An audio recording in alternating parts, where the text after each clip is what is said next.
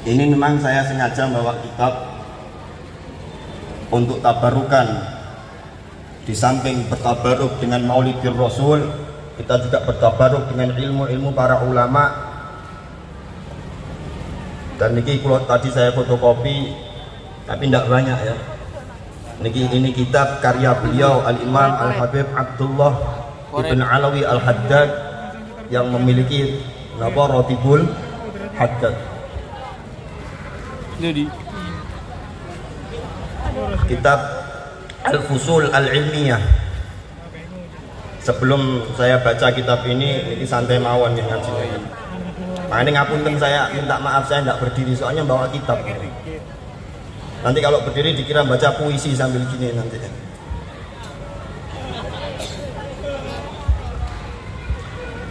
Tadi sama yang baca qiraat tadi siapa? Ustadz Abdul Fattah tadi membaca satu surat.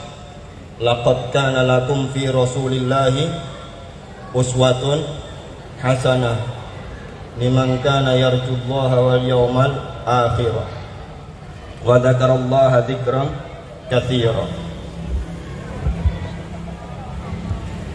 Memang agama Islam itu agama yang sangat luas. Agama Islam adalah agama yang sangat mudah. Agama yang selalu memberikan harapan pada siapapun yang ingin memiliki harapan. Bahkan Nabi kita Muhammad SAW disebutkan oleh Allah menjadi seorang uswah, seorang tauladan. Tauladan bagi siapa? Laqad kana lakum fi Rasulillahi uswatun hasanatun. Tauladan yang baik bagi siapa? Liman kana yarjullah, bagi orang yang memiliki harapan pada Allah. Jadi kita dalam beragama harus selalu memiliki harapan, dan Islam adalah agama yang selalu memberikan harapan, bahkan melarang umatnya, melarang pemeluknya untuk berputus asa. Jadi agama Islam agama yang selalu memberikan solusi harapan dan harapan, bahkan mengharamkan atau melarang pemeluknya untuk berputus asa. Qul ya ibadiyalladzina asrafu ala anfusihim la taqnatu mir rahmatillah. Janganlah kalian berputus asa dari rahmat Allah. Jadi agama Islam agama yang mudah. Agama Islam adalah agama yang mudah dan agama yang selalu memberikan harapan. Lah harapan sendiri itu apa? Harapan adalah keinginan seorang hamba. Harapan adalah keinginan seseorang yang disertai dengan adanya usaha. Itu namanya harapan. Seperti hanya Allah berfirman, innalladzina amanu walladzina hajaru wa jahadu fi sabilillahi ulaika yarjuna rahmatallah. Sesungguhnya orang-orang yang beriman, orang-orang yang mau berhijrah, orang-orang yang mau berjihad di jalan Allah, merekalah orang-orang yang berharap rahmatnya Allah. Jadi Allah dalam ayat tersebut mengatakan orang-orang yang mengharapkan rahmatnya Allah adalah orang-orang yang mau beriman, orang-orang yang mau berhijrah, orang-orang yang mau berjihad fisabilillah. Maksudnya orang-orang yang memiliki usaha, bukan orang yang sekedar dengan khayalan itu dianggap punya harapan. Itu tidak boleh dalam ajaran Islam. Itu namanya tomat. Jadi beda antara harapan sama nopo sama tamak ya. Terus ini kita barukan kalian Imam Haddad, kalian kita barukan dengan Habib Abdul Haddad. Kita baca sama-sama kitab Al-Fusul Al-Ilmiyah karya Al-Habib Abdullah Ibn Alawi Al-Haddad. Ini masih bahas tentang harapan tadi nih. Jadi kita siapapun kita harus selalu berharap. Karena ajaran agama Islam memang agama yang selalu memberikan harapan dan selalu memberikan solusi. Kayak tadi saya waktu di masjidnya Syekhina Khalil itu pujiannya diambilkan dari ayat wa may yattaqillaha yaj'al lahu makhraja, tapi nadhoman, saya tidak hafal itu nadhoman. Cuma maknanya barang siapa yang takwa. Pokoknya intinya nadhoman itu muktabas, diambilkan dari ayat wa may yattaqillaha yaj'al lahu makhraja. Barang siapa yang bertakwa pada Allah, niscaya akan Allah berikan solusi, jalan keluar atau solusi. Jadi agama Islam adalah agama yang selalu menawarkan harapan dan selalu menawarkan solusi. Kados seperti ini yang dibahas sama Imam Haddad dalam kitab beliau. Yang punya kitabnya bisa dicek, itu ada halaman 82 ya.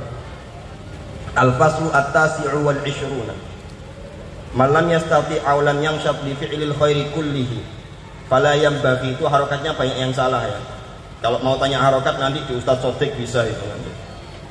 Fala yanbaghi lahu an yatrukahu kullahu, barang siapa yang tidak mampu atau belum bisa bersemangat untuk melakukan seluruh kebaikan, barang siapa yang belum mampu atau belum bisa bersemangat untuk melakukan semua kebaikan. Bagaimana kalau ada orang seperti ini? Kita kan mayoritas kasus seperti ini ya. Kita mayoritas seperti ini, tidak bisa melakukan semua kebaikan atau belum semangat untuk melakukan semua kebaikan. Kadang juga melek. Kalau malam kadang masih terjaga, masih begadang. Cuma mau tahajud bisa aras-aras, tahu aras-aras itu? Bermalas-malas masih. Berarti belum semangat untuk melakukan kebaikan secara totalitas. Bagaimana kalau seperti itu? Fala yanbaghi lahu an yatrukahu kullahu, maka jangan sampai juga meninggalkan kebaikan secara totalitas. Jadi kalau kita belum bisa melakukan atau belum semangat untuk melakukan kebaikan secara totalitas, ya jangan ditinggalkan secara totalitas. Bal yaf'alu minhu ma yastati'u wa ma yatayassaru alaihi. Bahkan seharusnya bagi orang tersebut untuk selalu melakukan kebaikan yang dia mampu. Jadi kebaikan apa yang Anda mampu, lakukan. Kebaikan apa yang dimudahkan oleh Allah bagi Anda, lakukan. Jangan sampai ditinggalkan. Meskipun kita belum bisa untuk baik selalu, untuk setiap hari baik terus, belum bisa. Tapi setidaknya masih ada sisi-sisi baiknya. Kenapa seperti itu anjurannya Imam Haddad? Fa innal khaira, karena sesungguhnya kebaikan yad'u ba'du ila ba'din, karena sesungguhnya kebaikan itu satu sama lain saling menarik, saling mendatangkan, menarik yang lain. Jadi misalkan suatu malam Anda semangat untuk tahajud, lakukan saja. Semangatnya misalnya cuma 2 rakaat, tidak apa-apa 2 rakaat. Siapa tahu besok tambah semangat. Siapa tahu besok tambah semangat sampai duha. Karena kebaikan itu menarik satu sama lain. Seperti hanya Anda sekarang datang di majelis Maulidir Rasul. Niatnya hadir untuk datang majelis Maulidir Rasul, hormat, ikut senang dengan meringati dilahirkannya Nabi Muhammad Sallallahu Alaihi Wasallam. Tapi dalam majelis ini Anda tanpa Anda sadari satu sama lain saling bersilaturahmi. Antar umat Nabi Muhammad Sallallahu Alaihi Wasallam dalam malam ini terjadi silaturahmi. Sekian banyak umat. Dan silaturahmi merupakan kebaikan yang lain. Gitu, okay? Jadi banyak kebaikan yang akhirnya terlakukan di sini. Termasuk malah akhirnya sinau. Akhirnya Anda melantunkan sholawat sallallahu ala Muhammad ya Habibi ya Rasulullah isfa'lana ya Rasulullah dan lain sebagainya tadi. Jadi kebaikan itu terseret oleh kebaikan, yakni apa? Anda kesini hadir untuk meringati maulid Nabi, akhirnya mendatangkan banyak kebaikan. Wasaghiru minhu yajuru ilal kabir, kebaikan yang kecil bisa menarik kebaikan yang besar. Wal qalilu minhu yad'u ilal katsiri, kebaikan yang sedikit bisa mendatangkan kebaikan yang banyak. Jadi kita jangan putus asa untuk selalu berbuat baik semampu kita. Wal khairu 'adatun kama warada, dan kebaikan itu akan menjadi adat kebiasaan seseorang seperti halnya telah disabdakan oleh Nabi Muhammad sallallahu alaihi wasallam dalam hadis. Nabi Muhammad bersabda, al khairu 'adah wasyarru lajajah. Wa man yuridillahu bi khairan yufaqihu fiddin. Kebaikan itu bisa menjadi, kebaikan adalah kebiasaan. Maksudnya apa? Ketika kita membiasakan baik, niscaya kebiasaan kita akan menjadi baik. Wa syarru lajajah, keburukan itu merusak. Ketika seseorang sering melakukan keburukan, berarti dia sedang melakukan kerusakan. Kadzalika itu untuk berbuat baik. Ya, terus jadi apa namanya? Ketika seseorang tidak sanggup untuk berbuat baik secara totalitas, ya berarti jangan sampai meninggalkan kebaikan secara totalitas. Bahkan lakukanlah kebaikan semampu kita masing-masing. Kebaikan berupa apapun. Jangan-jangan kebaikan tersebut nanti bisa mendatangkan kebaikan yang lain, atau jangan-jangan dalam kebaikan tersebut ada ridho Allah Subhanahu wa Ta'ala. Akhirnya ketika Anda melakukan kebaikan yang Anda anggap kecil itu, ternyata di dalamnya ada ridho Allah, terus Anda mendapatkan ridho Allah, akhirnya menjadi baik dan baik seterusnya. Begitu juga keburukan. Wa kadzalika man ajaza an tarki syarri kullihi. Begitu juga kalau ada orang yang tidak mampu untuk meninggalkan semua kemaksiatan. Ada orang tidak mampu untuk meninggalkan semua kemaksiatan. Bagaimana itu? Ya sudah, tinggalkan semampunya. Meskipun kita yakin terus itu berarti yang dilakukan boleh halal, enggak, tetap tidak halal. Jangan bilang halal, maksiat tetap maksiat, haram tetap haram. Tapi setidaknya kan tidak semua kita lakukan. Ada sebagian maksiat yang kita tinggalkan. Mending, bahasa Jawanya bahasa sininya apa? Lumayan lah, lumayan. Mendingan ya, mendingan. Kalau bahasa Jawanya mendingan. Bahasa Indonesianya apa? Mendingan. Mendingan. Mendingan. Hah? Pencaan. Tidak bisa saya. Saya dulu dilatih sama Ustaz Sotik bahasa Madura tidak bisa. Bisanya cuma engki.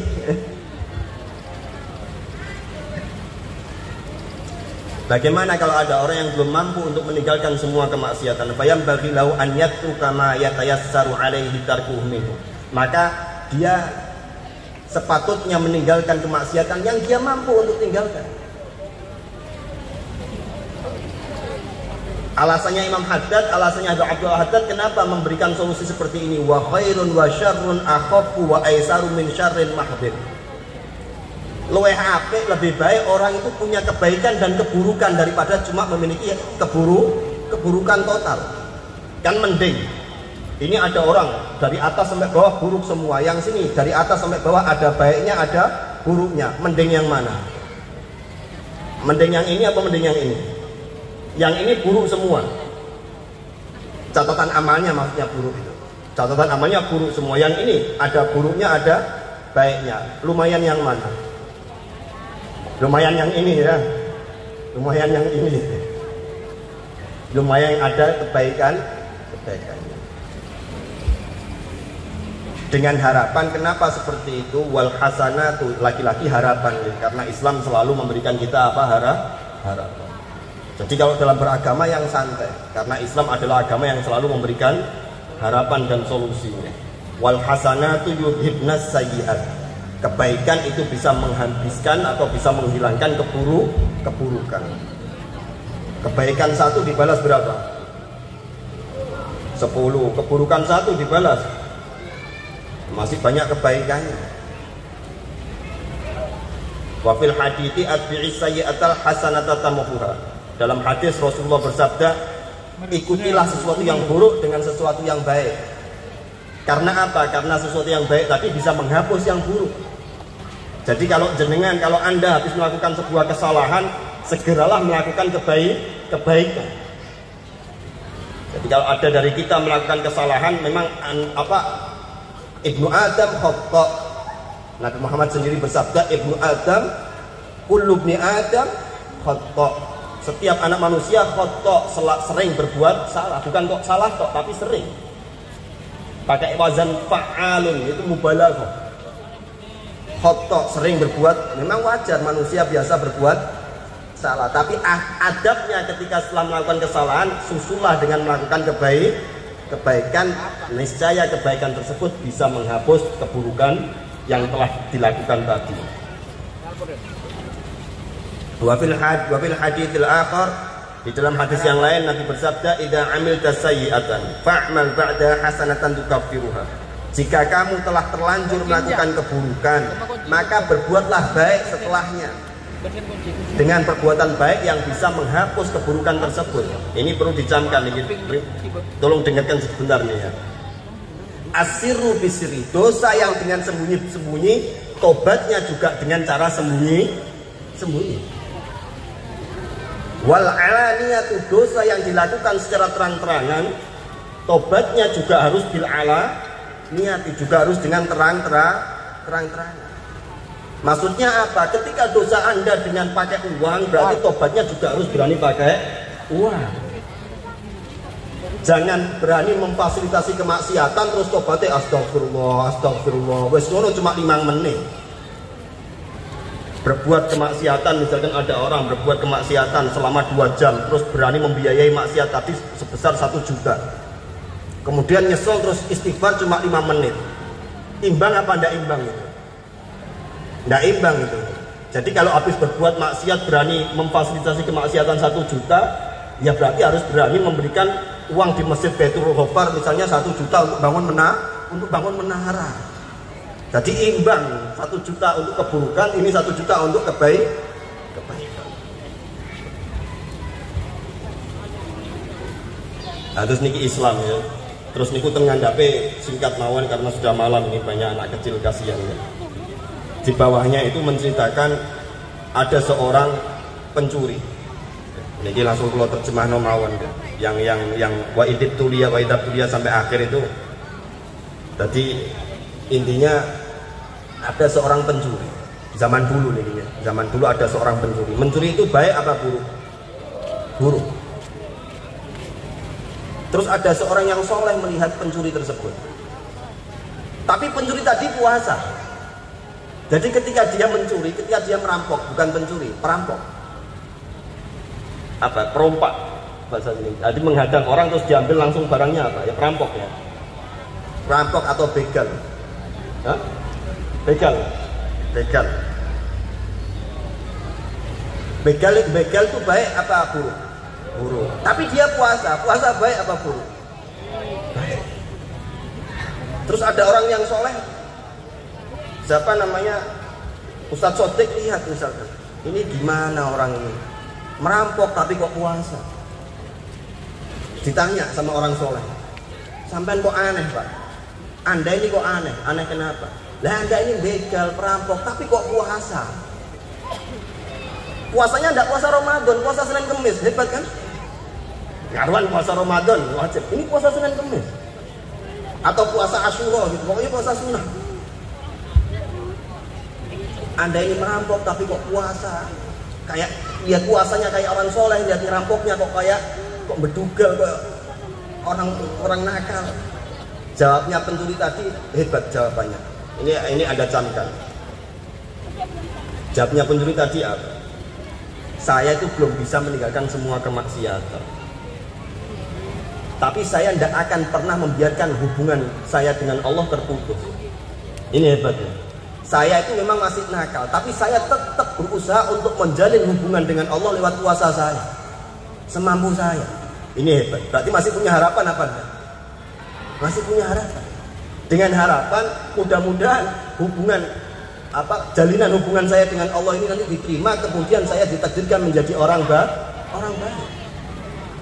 Jadi saya tidak akan memutuskan hubungan saya totalitas dengan Allah, tidak bakal. Saya nakal, saya merampok, saya ini, saya itu, tapi saya tetap puasa. Karena dengan puasa ini saya berharap saya masih punya harapan terhadap Allah. Akhirnya suatu saat orang soleh itu pas pergi ke Mekah, melihat perampok tadi sedang bertawaf sambil nangis. Tawaf khusyuk kondisinya. Orang soleh tadi heran. Ini kan pencuri yang dulu saya lihat itu, yang puasa, mencuri sambil puasa. Kok sekarang kayak gini? Pencurinya tahu, pencurinya juga masih ingat sama orang soleh tadi. Akhirnya pencurinya noleh terus bilang, kamu mau tahu kenapa saya bisa gini? Kenapa Pak? Barokahnya puasa. Barokahnya apa? Puasa. Baik jenengan kalau ada acara kayak gini hadir mawon. Barangkali barokahnya majelis baik seperti ini, jenengan bisa ditakdirkan Allah menjadi tambah baik. Besok ada majelis taklim, ada ngaji di mana, hadir aja. Paham enggak apa-apa, yang hadir dulu. Barangkali barokahnya hadir tadi, kebaikan itu ternyata menjalin hubungan dengan Allah dan jalinan Anda diterima. Akhirnya apa? Ditakdirkan jadi baik. Dan orang tadi yang mantan pencuri tadi akhirnya menjadi imamun sufiyun, seorang pimpinan orang ahli tasawuf. Karena apa? Punya harapan kepada Allah Subhanahu wa ta'ala. Itu pas dengan ayat laqad kana lakum fi rasulillahi uswatun hasanatun liman kana yarjullaha. Bagi orang yang selalu memiliki harapan pada Allah, Rasulullah adalah sebagai uswah yang baik. Jadi Rasulullah itu sebagai teladan yang baik untuk siapa? Untuk orang yang selalu memiliki harapan. Jadi kita harus selalu berharap terus. selalu berhusnudzon pada Allah Subhanahu wa taala. Niku yang pertama gitu. Terus kita juga tabarukan dengan ngaji maulid, spesial kitab spesial tentang bahas maulid, spesial membahas maulid, yaitu kitabnya Sayyid Muhammad Al-Maliki. Jadi sebentar mawon guys, sudah malam. Ini satu poin mawon saya baca juga berkenaan dengan ayat yang disebutkan di belakang. Qul bi fadlillahi wa bi rahmatihi fa bidzalika falyafrahu huwa khairum mimma dzalika ya. Huwa khairum mimma yajma'un. Qul bi fadlillahi wa bi rahmatihi fa bidzalika falyafrahu huwa khairum mimma yajma'un. Itu Sayyid Muhammad menyebutkan dalam kitab beliau Haulal Ihtifal bi Dzikra Maulidin Nabi Syarif halaman 16.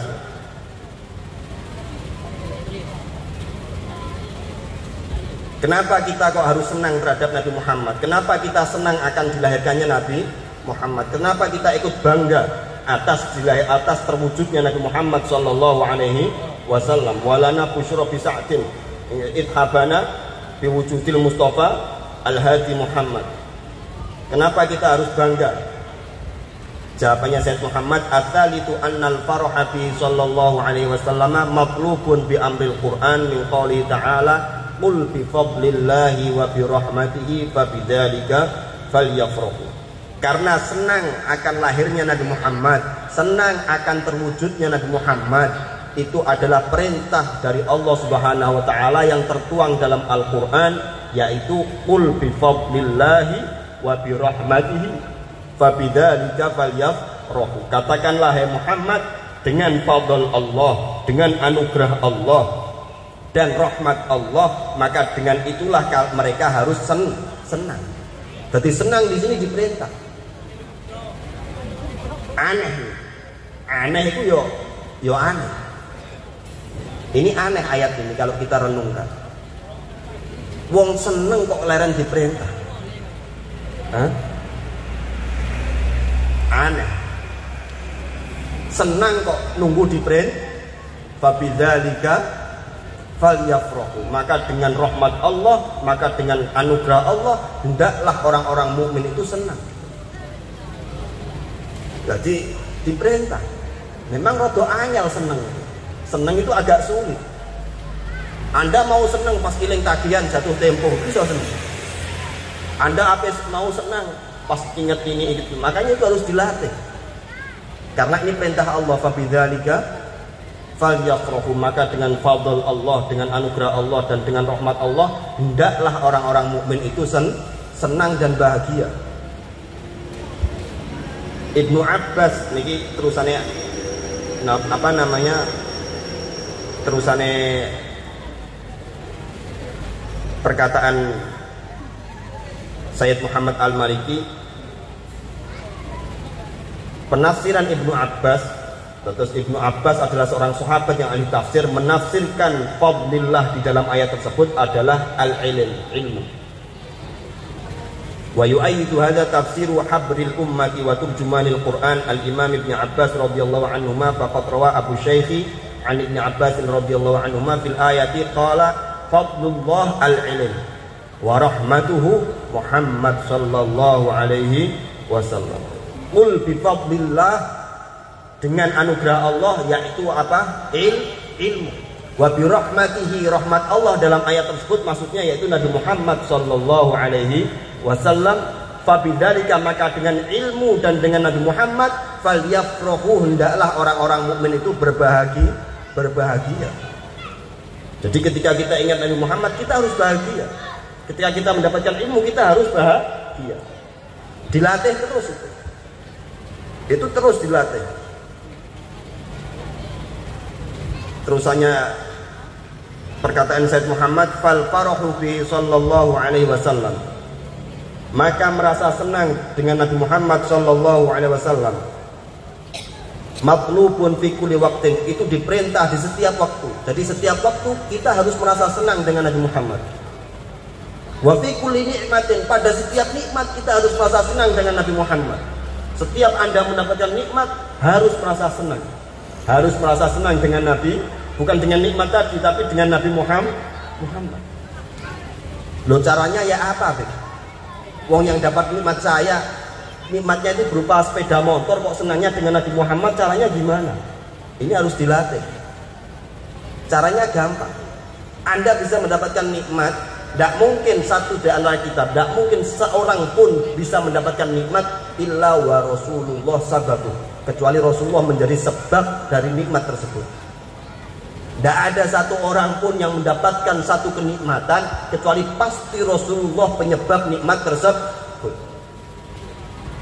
Loh kok bisa? Wong ini yang ngasih saya sepeda motor bos saya, bukan Nabi Muhammad. Misalkan Anda tanya seperti itu. Yang ngasih sepeda motor ini orang tua saya, kakak saya, bukan Nabi Muhammad. Kok bisa yang menjadi penyebab nikmat sepeda motor ini Nabi Muhammad? Allah berfirman dalam hadis qudsi, laulaka ya Muhammad lama khalaqtul. Andaikan tanpa engkau hai Muhammad kekasihku, niscaya tidak akan pernah aku ciptakan apapun. Andaikan tanpa Nabi Muhammad tidak akan ada apapun yang tercipta.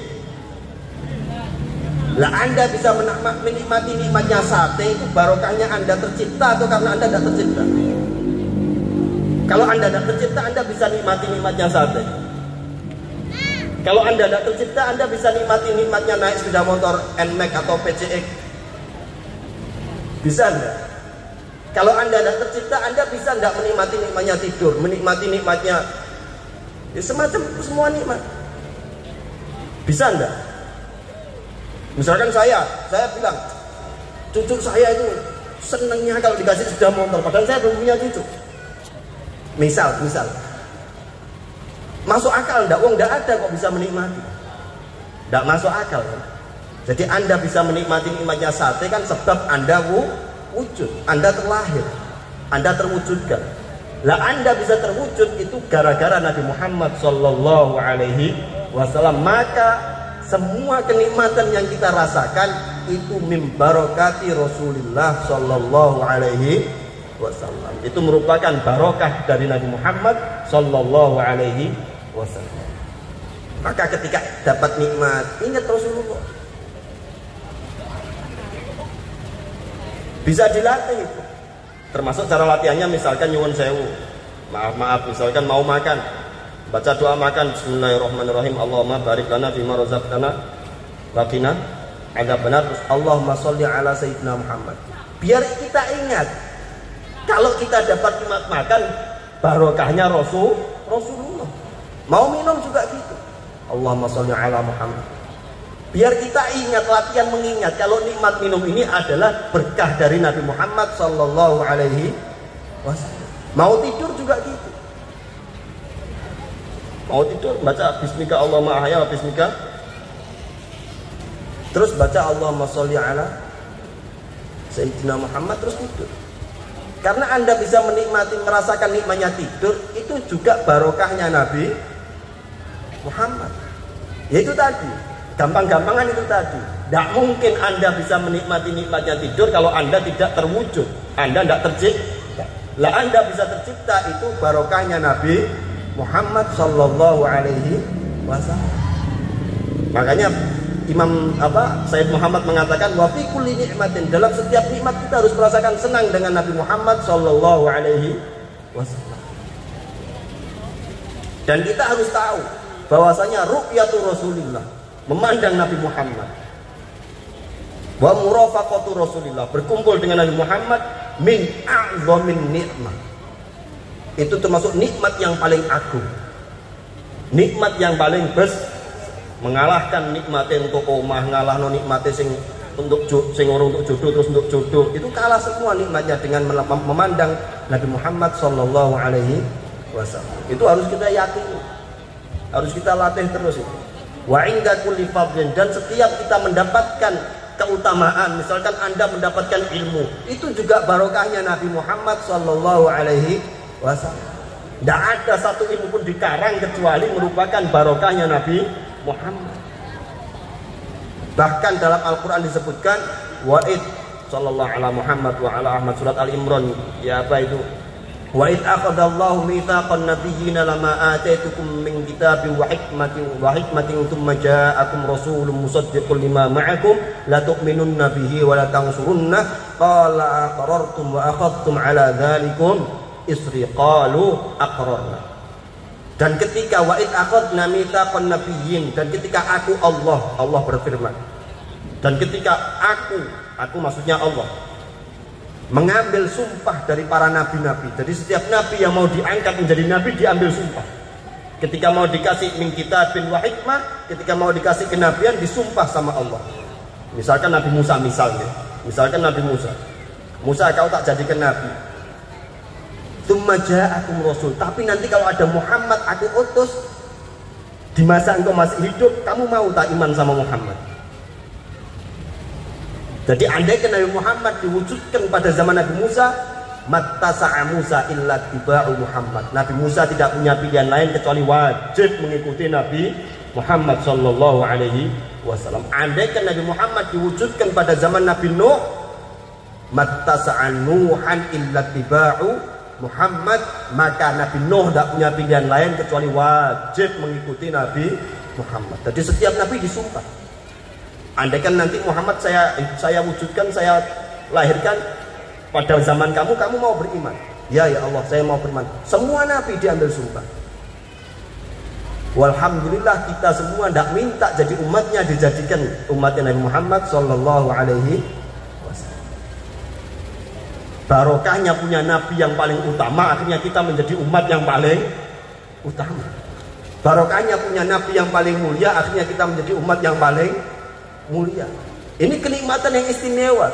Anda lahir owek-owek belum bisa berjasa apapun, Anda sudah berstatus umat paling mulia. Enak apa enggak? Belum punya jasa apa-apa, belum hafal bismillah, belum hafal Fatihah, sudah disebut khairul barokahnya Nabi Muhammad sallallahu alaihi wasallam. Jadi setiap kita mendapatkan keutamaan, ingatlah bahwasanya keutamaan itu merupakan barokah dari Nabi Muhammad sallallahu alaihi wasallam. Akhirnya kalau kita bisa selalu seperti itu dan selalu seperti itu, niscaya kita akan memiliki hubungan yang kuat dengan Nabi Muhammad sallallahu alaihi wasallam, dan Nabi Muhammad sangat menyayangi kita semua. Nabi Muhammad adalah orang yang paling mencintai kita semua, mengalahkan cinta dan kasih sayang orang tua kita. Nabi Muhammad memiliki cinta terhadap kita, mengalahkan kecintaan kedua orang tua kita. Loh kok bisa, Beb? Orang tua saya itu paling sayang sama saya. Orang tua sampean sayang sama sampean ketika sampean sudah lahir apa belum lahir? Sampean disayang sama orang tua setelah lahir apa sebelum lahir? Setelah lahir. Rasulullah sayang dengan kita sebelum kita lahir.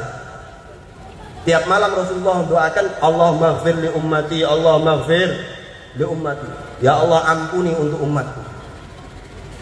Ini Rasulullah. Jauh sebelum kita lahir, 1000 tahun, 1400 tahun yang lalu sebelum kita lahir, kita sudah dipikirkan nasib kita oleh Rasulullah sallallahu alaihi wasallam.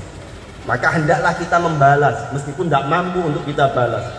Kita tidak akan pernah mampu untuk membalas itu, tapi hendaklah ada kiat-kiat. Itu tadi ada harapan.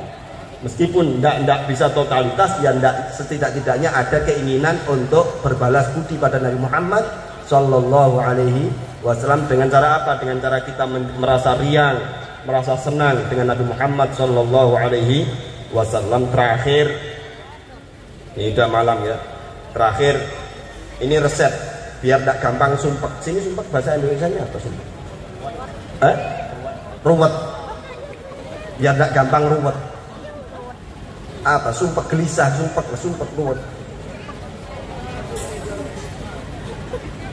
Rasulullah bersabda, "Ma minkum min ahadin yatawadda fayuhsinu al-wudu, thumma qala asyhadu an la ilaha illallah wahdahu la syarikalah wa anna Muhammadan abduhu wa rasuluhu, Allahumma ja'alni minat tawwabin wa ja'alni minal mutatahhirin, illa futihat lahu abwabul jannah at-tamaniyah yadkhulu min ayyiha sya'."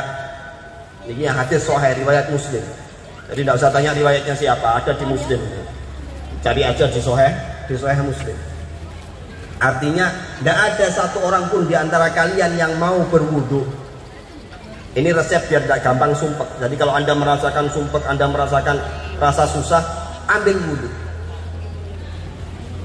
Karena Nabi Muhammad bersabda, tidak ada satupun di antara kalian yang mau berwudu, fayuhsinul wudu, kemudian dia memperbaiki wudunya, wudu dengan baik, wudu dengan mengikuti sunnah-sunnah Rasulullah Shallallahu Alaihi Wasallam. Sebelum wudu bersiwak, baca Bismillah, bersiwak, basuh tangan, berkumur, terus apa? Beristinsyak, terus nawaitul wudu ali raf'il hadatil asghari, seperti Anda wudu biasanya, terus 3 kali, terus tangan 3 kali, terus kepala, terus kaki. Kemudian setelah wudu dia mau membaca doa, asyhadu an la ilaha illallah wahdahu la syarikalah wa anna muhammadan abduhu wa rasuluh, Allahumma ja'alni minat tawabina wa ja'alni minal mutatahhirina. Segitu tok cukup. Anda lanjutkan tidak apa-apa, wa ja'alni min ibadikas sholihin, Anda lanjutkan tidak apa-apa. Tapi hadisnya sak monten tok wis dianggap cukup. Tidak ada satupun di antara kalian yang mau seperti itu, illa futihat lahu abwabul jannati at-tamaniyatu, kecuali dibukakan bagi dia yang mau seperti itu 8 pintu surga. Berarti pintu surga ono piro? Pintu surga ada berapa? 8. Pintu neraka 7 roh nih. Apa ya? Saya tidak tahu, saya tidak pengen masuk soalnya saya tidak tahu pintu neraka ada berapa. Saya tidak pengen masuk. Saya tahunya pintu surga saja saya. Pintu 8 ada, pintu surga ada 8, dibukakan semua. Terusannya hadis, yadkhulu min ayyiha sya', dia diizinkan masuk dari pintu manapun. Ini nikmat enggak? Ini tidak didapat kecuali untuk umat Muhammad sallallahu alaihi wasallam. Urusan wudu bukan milik umat Nabi Muhammad saja. Nabi Musa punya wudu. Nabi-nabi sebelum Nabi Muhammad ada tata cara wudu. Tapi keistimewaan wudu yang seperti ini khassah di umat Rasulullah sallallahu alaihi wasallam. Keistimewaan seperti ini khusus untuk umatnya Nabi Muhammad sallallahu alaihi wasallam. Yud'a ummati yaumal qiyamati hurran muhajjalin. Kelak hari kiamat umatku dibangkitkan hurran muhajjalin, dalam bentuk wajahnya, mukanya bercahaya, kepalanya bercahaya, tangannya bercahaya, kakinya bercahaya, min atharil wudu, sebab bekas apa? Air wudu. Jadi nek sumpek wudu, terus baca doa itu, terus ingat sekarang pintu surga 8 sudah dibukakan untuk saya. Kok masih sumpek? Berarti Anda perlu dicek kewarasannya. Wong pintu surga dibuka kok masih sumpek. Wong nek pas kunting ono transferan 50 juta saja tersenyum, kok dibukakan pintu surga 8 kok tidak bisa tersenyum? Itu silakan dicek psikolognya di rumah sakit terdekat. Niki cekap sematen ya, sudah malam. Saya kira sudah cukup. Kurang lebihnya al-fakir mohon maaf. Wa'afu minkum, mudah-mudahan ada manfaatnya. Wa'afu minkum, wassalamualaikum warahmatullahi ta'ala wabarakatuh.